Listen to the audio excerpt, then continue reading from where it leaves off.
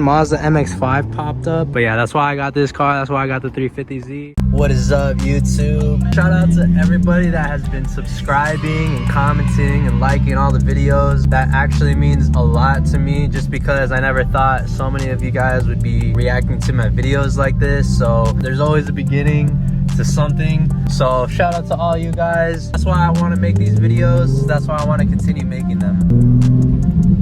But yeah, I got a couple things on today's agenda, so I thought I'd take you guys with me. And you know, we gotta do our daily tunnel pull.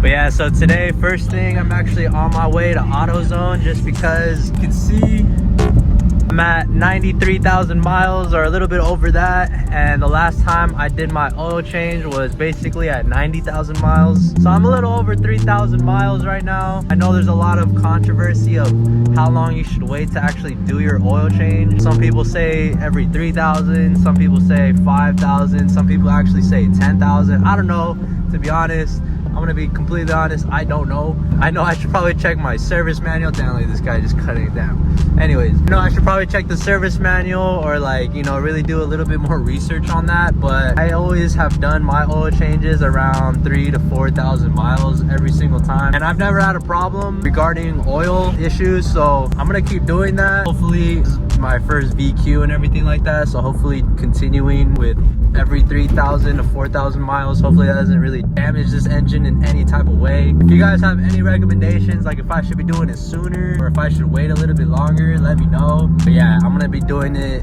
3,000 to 4,000 miles. I feel like that's a pretty good middle ground for myself. I don't know, that's what I'm comfortable with. But yeah, I know these VQs like to burn oil and just have oil problems and all that stuff, so I feel like doing it pretty consistently and pretty soon is pretty good for this car. So the reason why I'm doing it around 3,000 miles. Yeah, again, if you guys have any recommendations, or if you guys know anything more than me, let me know in the comments and I will definitely take it into consideration. But yeah, we made it to AutoZone, so I'm about to head inside, pick up some oil and the filter. Yeah, we'll get started on this oil change. Alright guys, success. We went with Mobile One today, and it's crazy because that guy right there, he helped me out, and he actually owns a Z. I'll show you guys right now. That guy right there actually owns that Z right there. Damn, that's clean as fuck. So shout out that dude, helped me out today. But yeah, let's get on with this oil change. First things first, we gotta check how bad it's looking right now.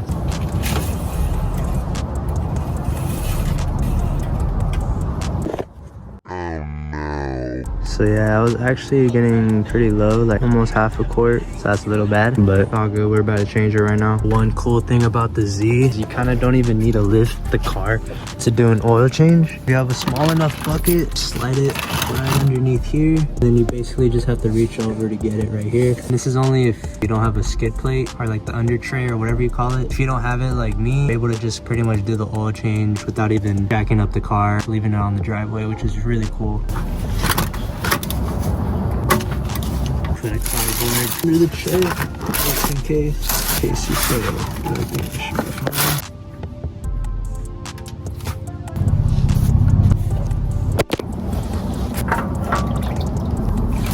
The new filter right here, and then we're about to lube it up with the new oil. Yeah, no, she likes that. Oh no.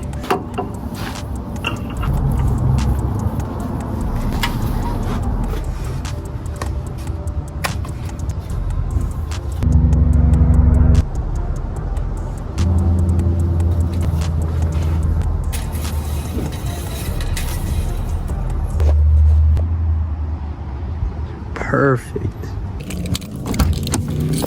Damn.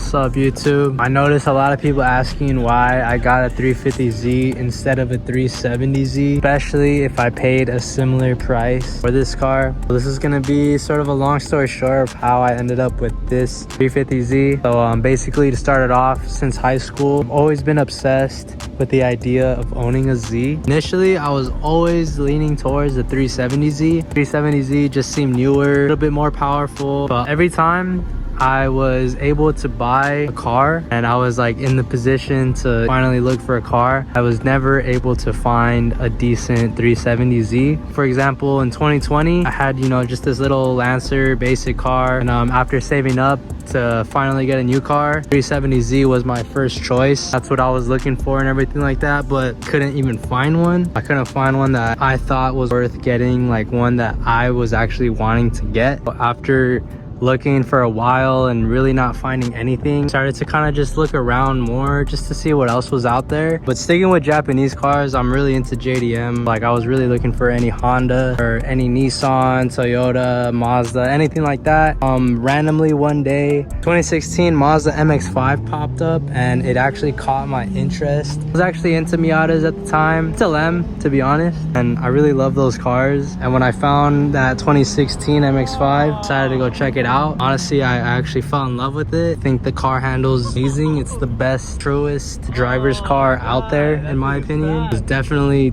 happy with my choice. So I fell in love with the MX-5, but as long as I owned it for, I probably enjoyed it and owned it for like 3 years. During that whole time, the dream of owning a Z never went away. So in 2023, after, again, 3 years of owning the MX-5, I finally decided to pretty much try to trade the MX-5 and try to find another Z.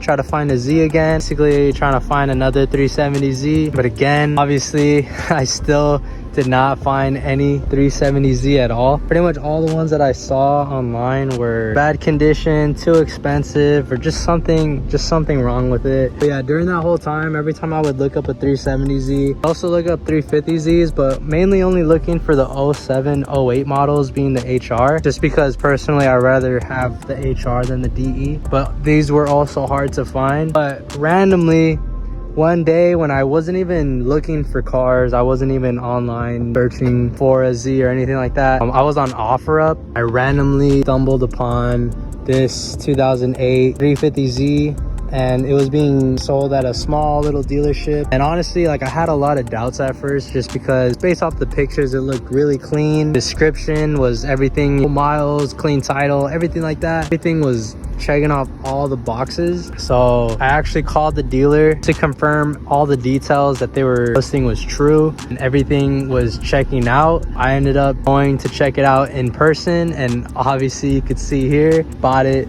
the next day. Yeah, like, I really bought it the day after I checked it out, just because I know cars are getting harder to find, and just because I found an actual HR 350Z, I know these are even harder to find compared to a 370Z. So that's why I was like, you know what, I love it, I like it, I'm gonna fucking buy it.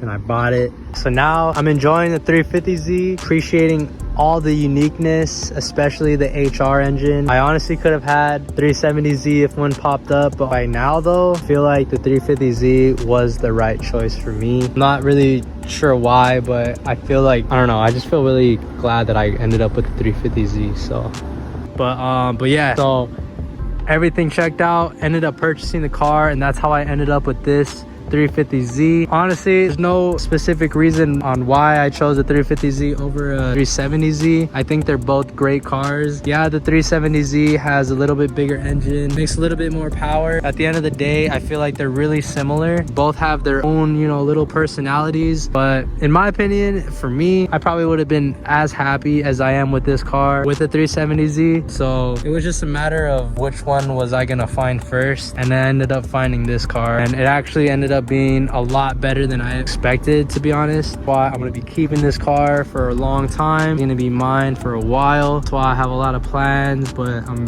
trying to take my time with it, because I'm really just enjoying the car as it is. Really don't want to change whole appearance and everything. Like, this car is perfect. Like, I love it. I love this car. So it's getting hard to modify it like extremely. I probably will eventually. I definitely will eventually actually, but now I'm just really just trying to keep it as stock and basic and OEM as possible. I'm already enjoying it as it is, so I don't know. I love this car. But yeah, that's why I got this car. That's why I got the 350Z. Yeah.